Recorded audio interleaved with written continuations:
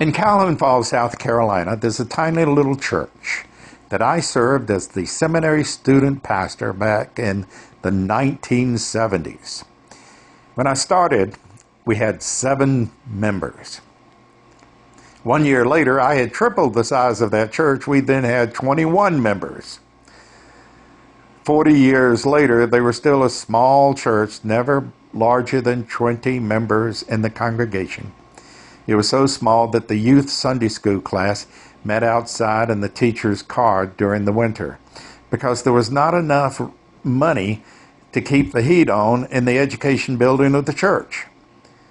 Miss Franklin would sit in the driver's seat of her car, and 4 or 5 students would sit in the car with her. They wouldn't go anywhere. They would just sit in the parking lot while she would teach the class.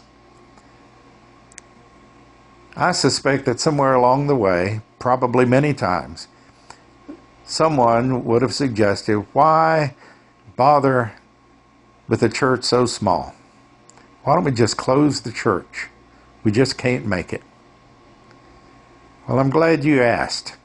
Miss Franklin kept careful records of all of her students, and all of her attendance books were put on display on the day that the church honored her with a party. She had been a teacher for 50 years.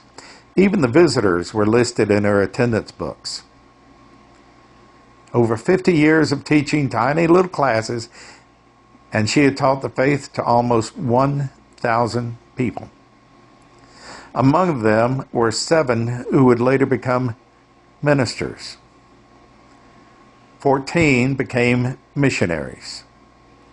27 were ordained as elders, and another 30 were ordained as deacons.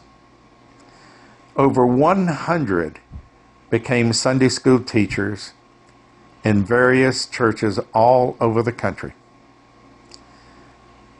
Among their classrooms were county commissioners, police officers, doctors, nurses, and one of the students even became a state governor.